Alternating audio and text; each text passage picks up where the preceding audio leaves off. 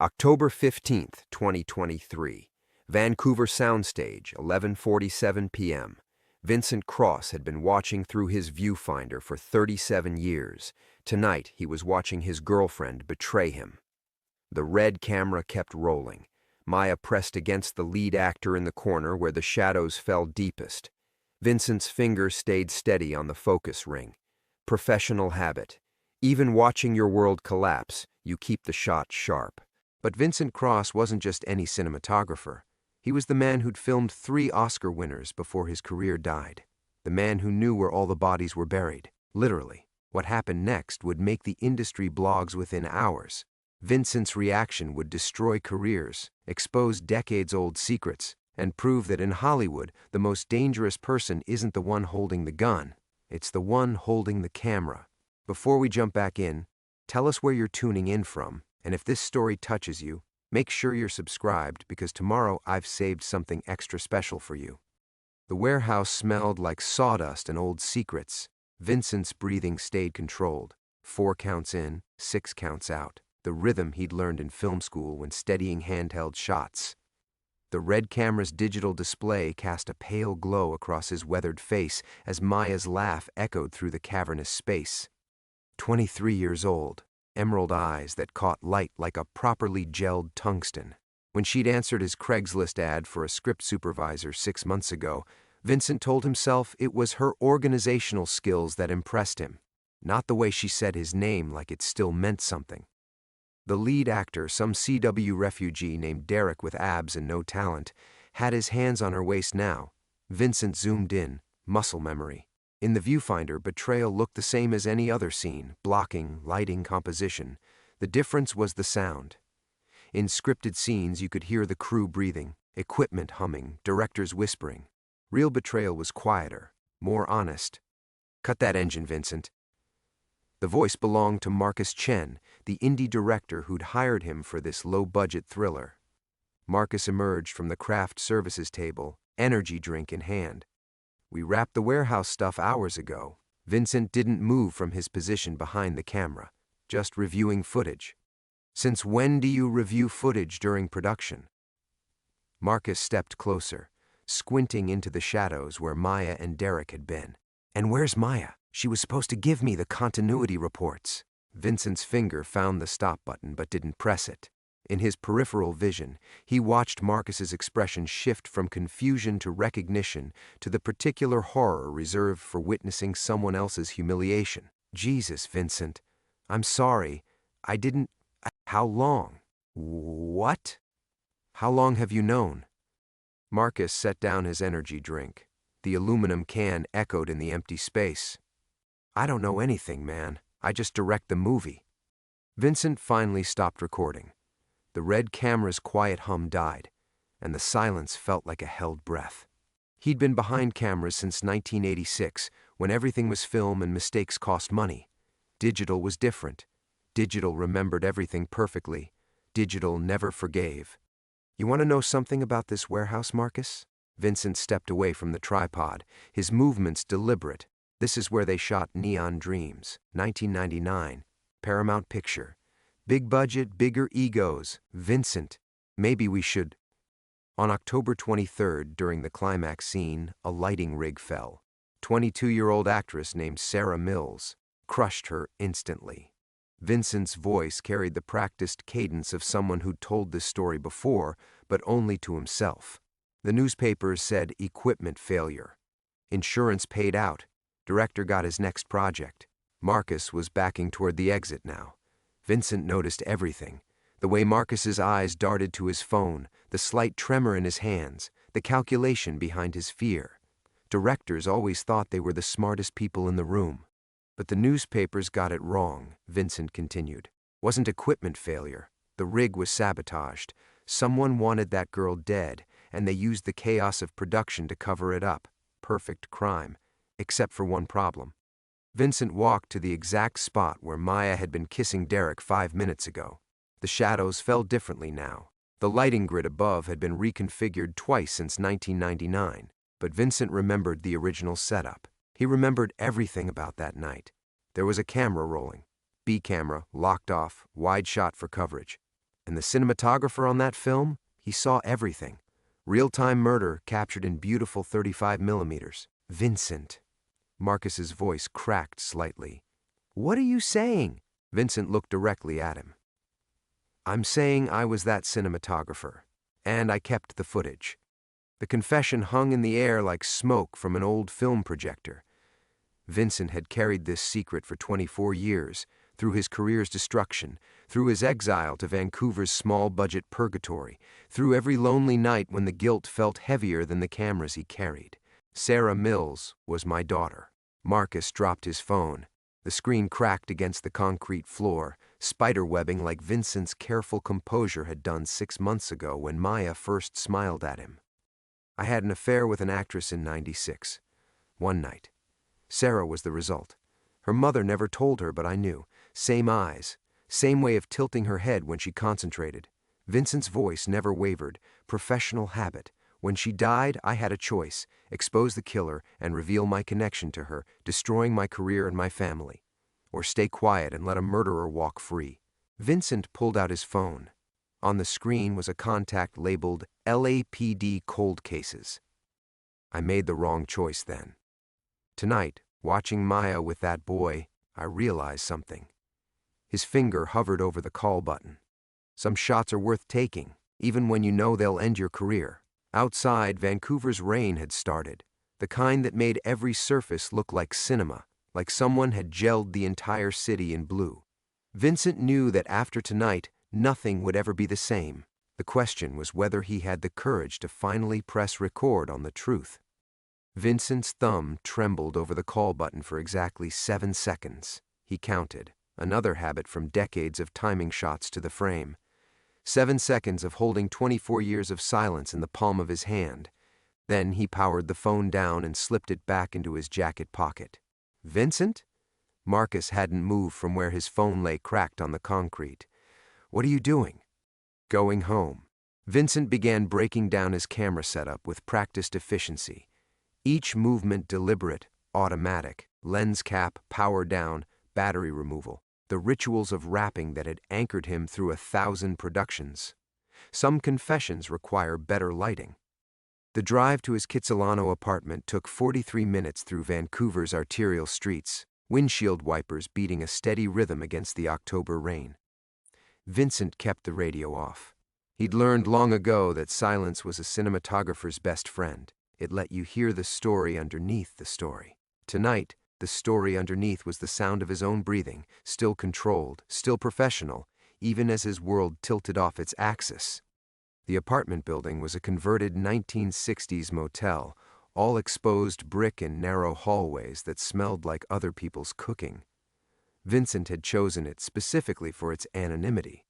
After his fall from grace in 2003, when the big studios stopped returning his calls and his marriage dissolved into lawyers and custody arrangements, he'd learned to appreciate spaces that didn't demand explanations. His unit was on the 3rd floor, 1 bedroom, 1 bathroom, a kitchen barely large enough for instant coffee and takeout containers. But the living room had 15-foot ceilings and western exposure, which made it perfect for what Vincent needed most: a place to think in good light. He'd arranged the space like a editing suite. His computer setup dominated one wall: dual monitors, professional color grading software, speakers that cost more than most people's cars.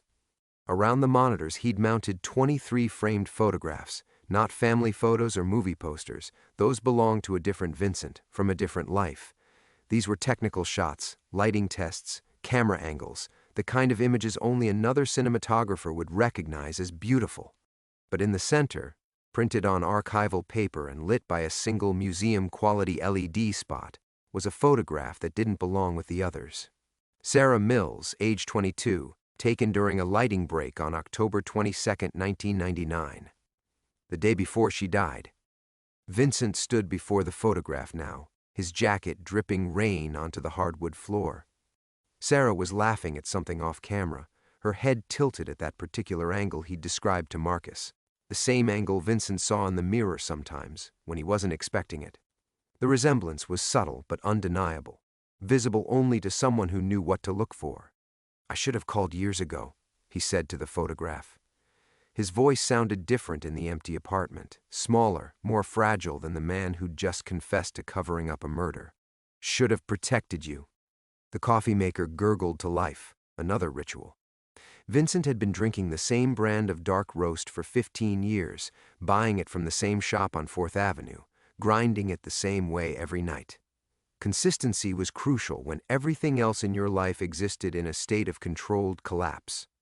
He settled into his chair, facing the monitors, and powered up his editing system. The computer hummed with familiar warmth, drives spinning up, software loading. On the desktop sat a folder labeled simply 1999. Vincent had looked at it every day for 24 years but hadn't opened it in 5. Tonight felt different. The folder contained 847 files, raw footage, digital transfers, audio sync files, and one document simply titled Names. Vincent's cursor hovered over that document the way his thumb had hovered over the phone call. Some doors, once opened, couldn't be closed again. Through the apartment's single window, Vancouver's skyline glittered like a circuit board. The city had a quality Vincent had never found anywhere else, simultaneously beautiful and melancholy, like a well-composed shot of something dying. It was why he'd stayed here after his exile from Hollywood. Vancouver understood the aesthetics of rain and regret. His phone buzzed. A text from Maya. "Sorry I missed you at Rap. Drinks tomorrow?" Vincent stared at the message for a long time. 6 months ago, when Maya first smiled at him over coffee and called his old films legendary, he'd felt something he thought was dead, the possibility of being seen as more than his worst decision. She was young enough to believe in second chances, beautiful enough to make him remember what hope felt like. But hope, Vincent had learned, was just another word for self-deception. He typed back, "Rain check, editing tonight." Then he opened the folder, labeled 1999, and finally pressed play on the truth. The first file loaded with the stuttering grain of digitized 35mm film. October 23, 1999, 11:47 p.m. Vincent's younger self had written meticulous notes in the metadata: lens focal length, aperture settings, film stock batch numbers. The obsessive documentation of a man who believed technique could impose order on chaos. On screen, the warehouse looked exactly as it had tonight, minus 24 years of decay. Same cavernous space, same industrial bones, but alive with the controlled frenzy of a major production. Grip trucks lined the walls like sleeping elephants. A forest of C-stands and flags created geometric shadows that shifted as gaffers made final adjustments to the lighting grid suspended 40 feet overhead. Vincent watched his past unfold in real time, his coffee growing cold in his hands. The timestamp showed 11:51 when Sarah entered frame, already in costume for the climax sequence, a silver dress that caught the tungsten like liquid mercury. She moved with the particular grace of someone who'd grown up on camera, unconscious of the dozen crew members tracking her movement. "There's my girl," Vincent whispered to the empty apartment. The audio was clean, better than it had any right to be for ambient sound. Vincent remembered now that the mixer had been running a hot mic for room tone, catching conversations that were never meant to be preserved. He could hear his own voice calling lighting cues, Sarah laughing with the script supervisor about some inside joke, the distant hum of generators powering the massive grip and electric package. At 11:53, a man's voice cut through the ambient chatter. "Final positions, everyone. This is for picture." Vincent's hand tightened on his coffee mug. He remembered that voice. Derek Lansing, the film's producer, not the CW actor currently sleeping with Maya. Different Derek, same predatory confidence. Vincent had disliked him immediately, the way Lansing treated every conversation like a negotiation he'd already won. The camera angle was wide enough to capture the entire lighting grid, locked off on a tripod while Vincent operated the A-camera handheld. Perfect coverage for what came next.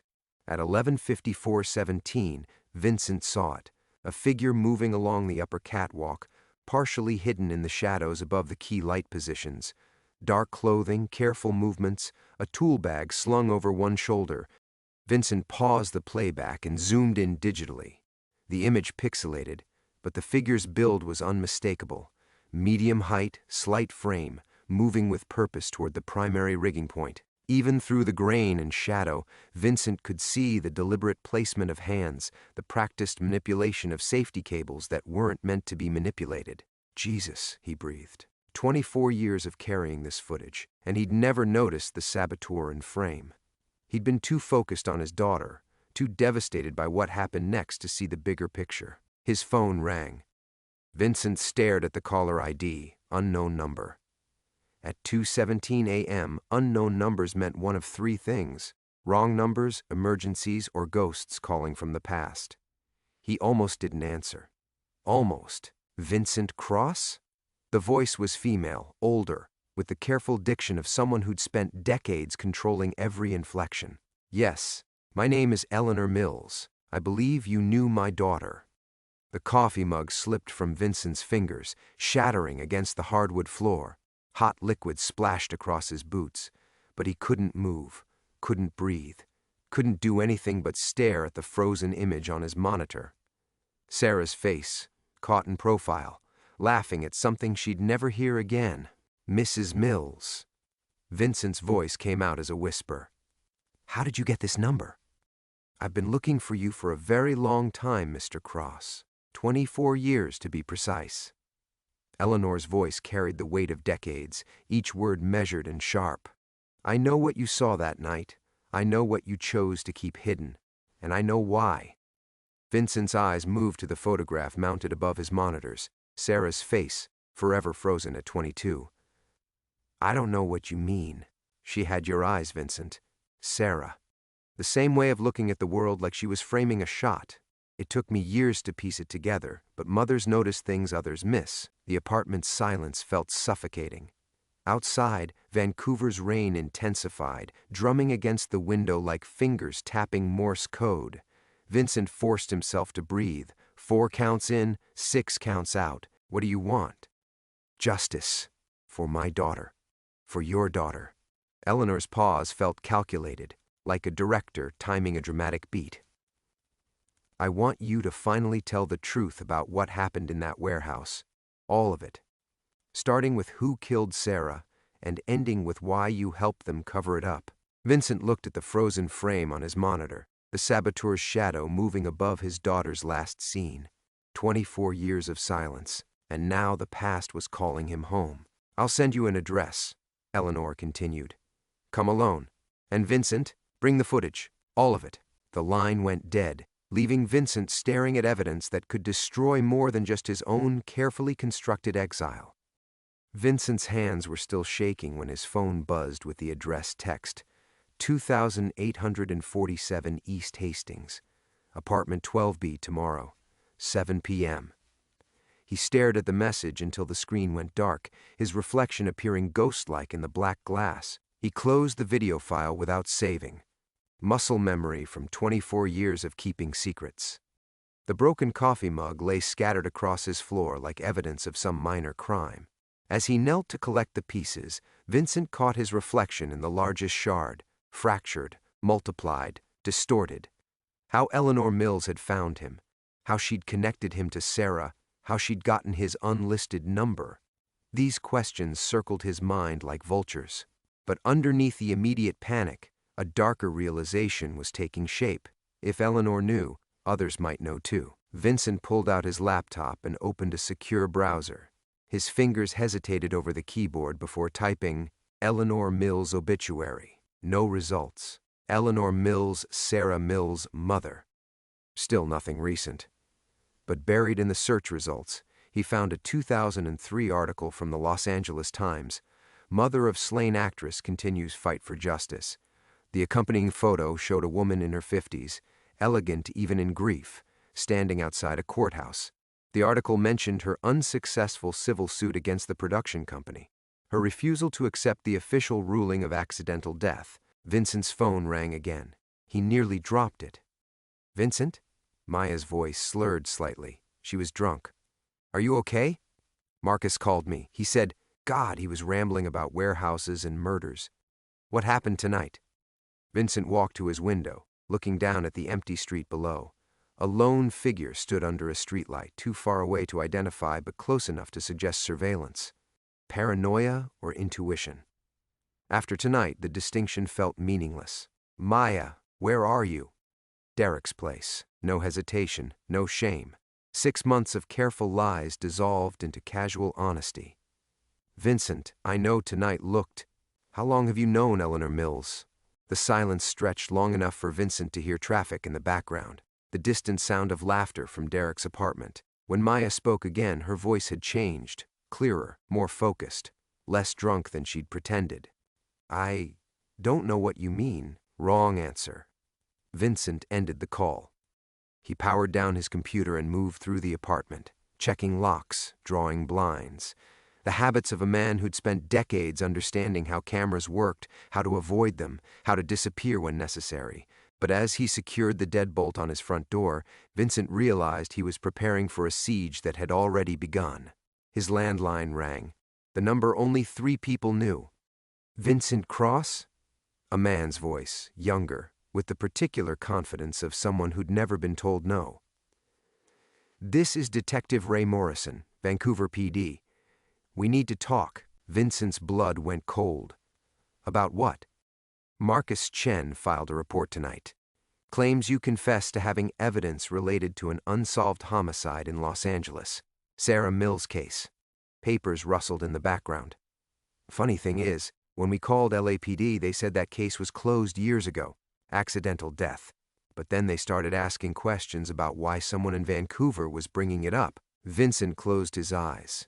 Marcus, terrified, overwhelmed Marcus, had done exactly what any reasonable person would do after hearing a murder confession. He'd called the police. Detective Morrison, I think there's been a misunderstanding. Has there? Morrison's tone sharpened. Because we also got an interesting call about an hour ago. Woman named Eleanor Mills. Says she's been trying to locate a witness to her daughter's death.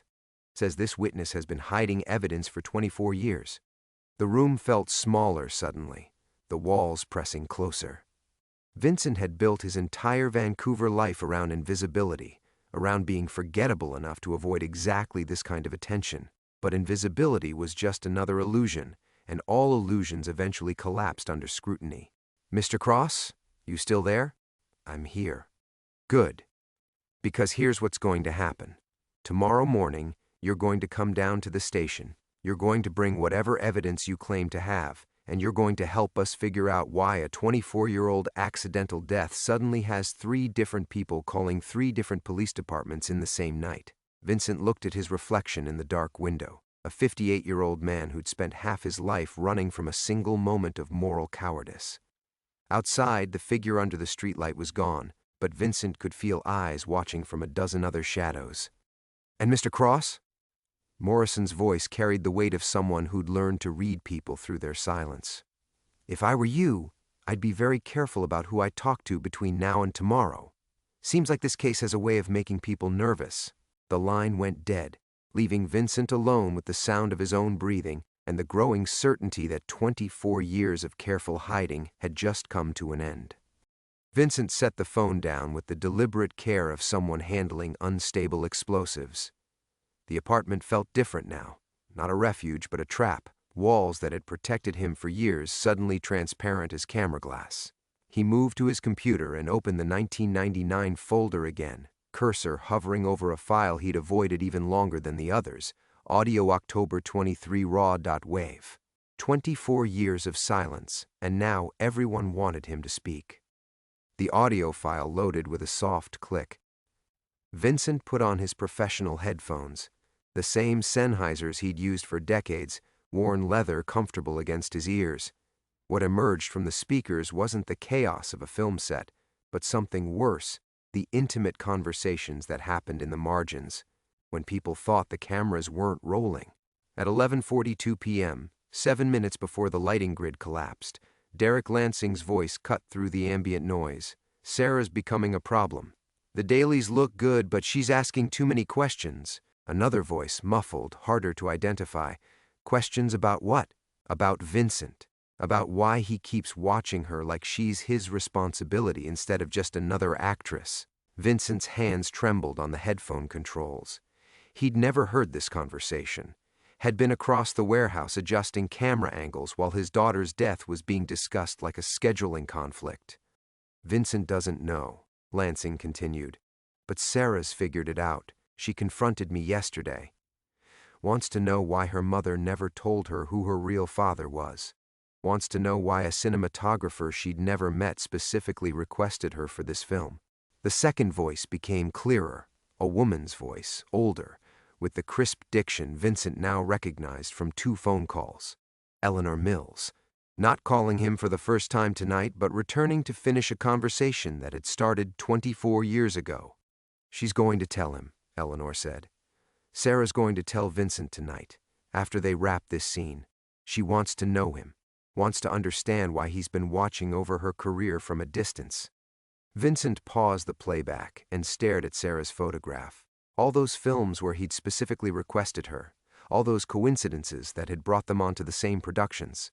He'd thought he was being subtle, protective from afar, but Sarah had been mapping the pattern, putting together a puzzle he'd never realized she was solving. His daughter had known. In her final hours, Sarah Mills had known exactly who Vincent Cross was to her. The audio continued. "We can't let that happen," Lansing said. "If she tells Vincent, he'll ask questions about the insurance policies, about why we cast her in the first place, about who's been feeding him information to keep him close to her productions. Vincent loves her." Eleanor's voice carried a mother's pain wrapped in calculation. "He'll do whatever it takes to protect her, even if it means protecting her killer." Vincent ripped off the headphones as understanding hit him like a physical blow. The insurance policies. Eleanor hadn't been seeking justice for 24 years. She'd been orchestrating Vincent's silence. Sarah's death hadn't been a random accident or even simple sabotage. It had been a trap, with Vincent as both witness and accomplice. His phone buzzed with another text from Maya. "We need to talk. About what you heard tonight. About what you think you know." But now Vincent understood what Maya really was. Not a girlfriend who'd stumbled into his life, but another piece of Eleanor's long game. How many years had Eleanor been planning this moment? How many people had she positioned around him, waiting for the guilt to finally break him open? Vincent opened his laptop and navigated to the building's security system. His lease included access to the lobby cameras, a perk he'd never used but paid for anyway. The feed showed 3 figures in the lobby, 2 men in dark jackets, and a woman with silver hair wearing an expensive coat despite the late hour. Eleanor Mills had come calling in person. The intercom buzzed, a harsh sound that made Vincent's chest tighten. He didn't answer. It buzzed again, longer this time, insistent. Through the camera feed, he watched Eleanor step closer to the microphone. "Vincent, I know you're listening. I know you've found the audio file by now. You understand what really happened that night, don't you?" Her voice carried through the building's old intercom system with crystal clarity, each word carefully chosen for maximum impact. "Sarah died because she loved you, because she wanted to know her father. And you've spent 24 years protecting the people who killed her for that love." Vincent's finger hovered over the door release button. 24 years of carrying guilt that wasn't entirely his to bear. 24 years of believing he'd failed to protect his daughter when the truth was far more twisted. Eleanor had orchestrated Sarah's death to ensure Vincent's silence about something bigger, something worth killing for. "The cameras are rolling, Vincent. They've been rolling for months. Maya's been very thorough in documenting your guilt.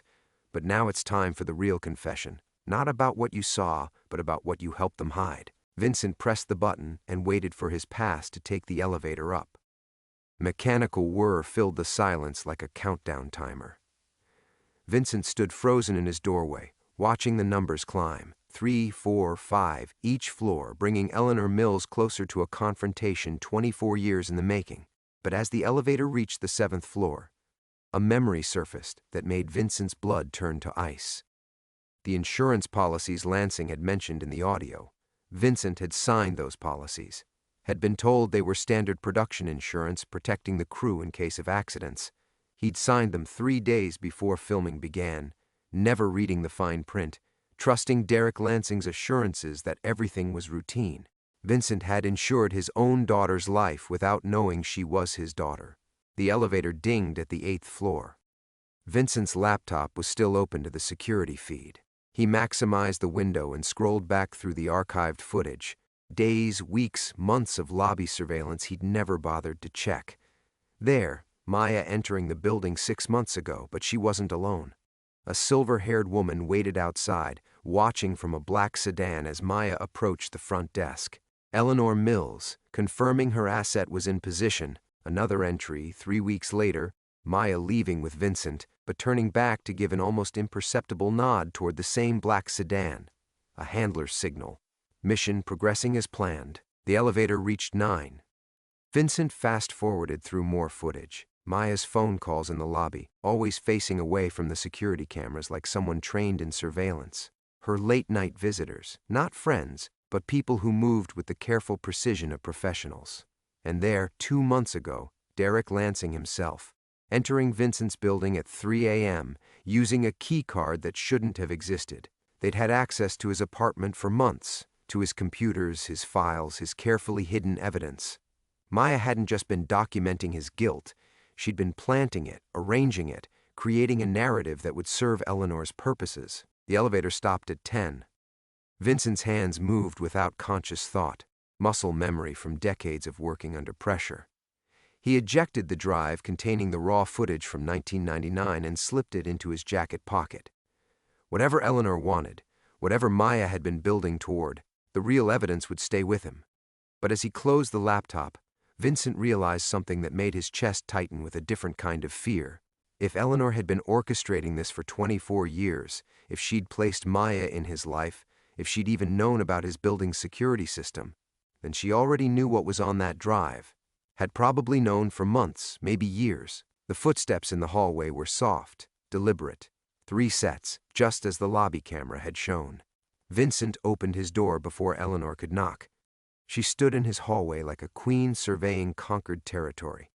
76 years old now, silver hair perfectly styled despite the late hour, eyes that held the sharp intelligence of someone who'd spent decades planning this moment. The 2 men flanking her weren't muscle. They carried themselves like lawyers or investigators, people who fought with documentation instead of fists. Vincent. Eleanor's voice carried 24 years of carefully controlled rage. You look exactly like her sometimes. Sarah, the way you're standing right now, trying to decide whether to fight or run. She did the same thing that night when she realized what was happening. Vincent stepped aside, gesturing them into his apartment. You orchestrated her death. I prevented her from destroying both your lives. Eleanor moved past him with the confidence of someone entering familiar territory. Sarah was going to tell you everything that night. Not just that you were her father, but what she'd discovered about the production financing, about where the money was really coming from, about who Derek Lansing was really working for. The 2 men remained by the door, not blocking it but making their presence known. Vincent recognized the posture from years of working with studio security. These weren't Eleanor's people. They belonged to someone bigger. You killed your own daughter to keep me quiet about money laundering. Eleanor laughed, a sound like breaking glass. Oh, Vincent, even now you think this is about money. She moved to his photograph of Sarah, studying it with a mother's practiced eye. Sarah wasn't killed to keep you quiet. Sarah was killed because she was about to expose the fact that you'd been taking payments to look the other way for years. That the great Vincent Cross, the principled cinematographer, had been bought and paid for since 1995. Vincent's world tilted. That's not true. Isn't it? Eleanor turned to face him, and her smile held the sharp edge of absolute certainty. Check your bank records, Vincent. Really check them. Every film you worked on, every project where you were specifically requested, every time you turned down bigger jobs to work on smaller productions that happened to star my daughter. The supplemental payments always came through different shell companies, different accounting firms, small enough to seem like legitimate bonuses, consistent enough to add up to a fortune over 24 years. Vincent's legs gave out. He sat down hard on his couch as the implications crashed over him. You've been paying me to watch her. I've been paying you to document her death. The words hung in the air like smoke from an explosion, and Vincent felt something fundamental shift inside his chest, not breaking, but crystallizing into a hardness he hadn't felt since the night Sarah died. 24 years of guilt transformed into something far more dangerous, clarity. Document her death, Vincent repeated slowly, tasting each word. You've been paying me for 24 years to carry the guilt for a murder you planned before she even knew my name." Eleanor's smile never wavered. Sarah was always going to discover the truth about her parentage. I made sure of that. And you were always going to try to protect her once you knew. But Sarah was also going to discover that her beloved father had been taking money from the same people who were using her films to launder cash through Hollywood. The disappointment would have destroyed her. Vincent stood, his legs steadier now. The two men by the door shifted slightly, but Eleanor raised a hand, a subtle gesture that spoke of absolute control. "So you killed her instead?" "I spared her the knowledge that would have broken her heart." Eleanor moved to Vincent's desk, where his computer sat closed like a coffin. "And I gave you a purpose. 24 years of believing you failed to save her. 24 years of that guilt driving every decision you made. It kept you small, Vincent. Kept you working on forgettable films in forgettable places. Kept you from asking the kinds of questions that might have exposed what Sarah had discovered." The apartment felt smaller now, not because of the three intruders, but because Vincent was finally seeing its true dimensions. A cage built from manufactured guilt, furnished with carefully planted evidence, maintained by a girlfriend whose affection was as counterfeit as the story Vincent had told himself about his own complicity. "Maya knows all of this. It wasn't a question. Maya's been reporting to me since before she met you. Every conversation, every reaction, every time you got close to questioning the official story of Sarah's death." Eleanor opened his laptop with the casual authority of someone who'd done it many times before. "She's been very thorough. We have hours of footage of you discussing your guilt over failing to prevent an accident that was never an accident at all." Vincent's hand moved to the drive in his jacket pocket. "And now you're ready to use that footage. The statute of limitations ran out on money laundering years ago, Vincent, but not on murder, and not on conspiracy." Eleanor's fingers moved across his keyboard with practiced efficiency. "Tomorrow, Detective Morrison will receive a package. Video evidence of Vincent Cross confessing to covering up his daughter's death in exchange for 24 years of payments, bank records showing those payments, and testimony from Maya Chen. Yes, Chen, Marcus's cousin, another useful connection, detailing how you broke down and confessed everything to her over the past 6 months. The family connection hit Vincent like a physical blow. Marcus hadn't stumbled into his life any more than Maya had. Even his few genuine friendships had been orchestrated, populated with Eleanor's people.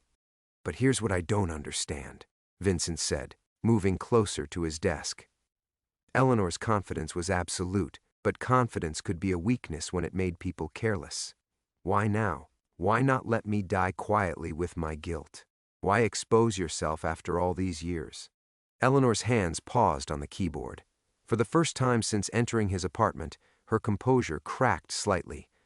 "Because you're not the only one carrying guilt, Vincent, and some of the people who helped arrange Sarah's death are getting old, getting careless, getting ready to make deathbed confessions that would implicate me." The admission revealed everything. Eleanor Mills hadn't just orchestrated her daughter's death. She'd done it in partnership with people who were now becoming liabilities, people who might expose her role to save themselves. "Derek Lansing," Vincent said, understanding flooding through him. "He's dying, isn't he? And he wants to clear his conscience before he goes. Pancreatic cancer, 6 months, maybe less." Eleanor's voice carried genuine pain for the first time. Derek was always weak. Even when Sarah was alive, he talked too much, drank too much, felt too much. The kind of man who would absolutely confess everything to ease his passage into whatever comes next. Vincent pulled the drive from his pocket and held it up where Eleanor could see it. "Good thing I have his confession from 24 years ago. The real one. The one where he admits you planned the whole thing." The temperature in the room dropped 10 degrees. Eleanor's eyes fixed on the drive with the intensity of a predator spotting prey, and Vincent realized he'd just shifted the balance of power in a game he was still learning how to play. "That recording was destroyed," Eleanor said, but her voice carried the first note of uncertainty Vincent had heard. "One copy was destroyed, the copy you knew about." Vincent smiled, and for the first time in 24 years it felt genuine. "But cinematographers always keep backups, Eleanor. Always." Eleanor's composure shattered like safety glass. All at once, but still holding its shape for one crystalline moment before collapsing entirely. The two men by the door stepped forward, but Vincent was already moving, muscle memory from decades of working with volatile equipment taking over. He slammed his laptop closed and backed toward the kitchen, keeping the drive visible in his raised hand. "You have no idea what's on that recording," Eleanor said. But her voice had lost its careful control. "What Derek said that night. I know exactly what's on it." Vincent's voice carried a steadiness that surprised him. "I know he talks about the insurance policies you helped him set up. I know he mentions the specific equipment you told him to sabotage. And I know he breaks down completely when he describes watching Sarah realize, in her final moments, that her own mother had arranged her death." Eleanor's face went white. Sarah never knew. She knew. Vincent felt something like peace settling over him as he spoke the words that had haunted him for 24 years. "Derek kept talking after you thought he'd stopped recording, kept confessing. Sarah looked right at him before the lights fell and said, 'Tell my mother I understand why she did this, but I'll never forgive her.' She knew, Eleanor. Your daughter died knowing exactly who had betrayed her." The sound Eleanor made wasn't quite a scream and wasn't quite a sob. It was the sound of a woman discovering that her perfect crime had been built on a foundation of her daughter's final, conscious accusation. She lunged for Vincent, but one of the men caught her arm. "Mrs. Mills," the man said quietly, "we need to discuss alternative approaches." Vincent realized with cold clarity that Eleanor's companions weren't just lawyers or investigators. They were handlers, people whose job was to contain situations that had spiraled beyond acceptable parameters. Eleanor Mills wasn't the architect of this conspiracy. She was another asset, one whose usefulness was being evaluated in real time. 24 years, Vincent said, backing further into his kitchen while keeping his eyes on all three intruders. "You've been paying me with money that came from them, haven't you? You never had the kind of resources to orchestrate something this elaborate. You were just the grieving mother they needed to make it look personal instead of professional." Eleanor's handler, Vincent was certain that's what he was, spoke without looking away from Vincent. "Mr. Cross, you're holding evidence that could complicate ongoing federal investigations, evidence that, frankly, ceased to be your property the moment it became relevant to national security matters." National security. Vincent almost laughed. Sarah discovered that Hollywood accounting was being used to wash money for what? Foreign intelligence services? Terrorist organizations? What was worth killing a 22-year-old actress to protect? Sarah Mills discovered that certain film productions were being used to move assets for people who couldn't use traditional banking systems, the second man said, speaking for the first time.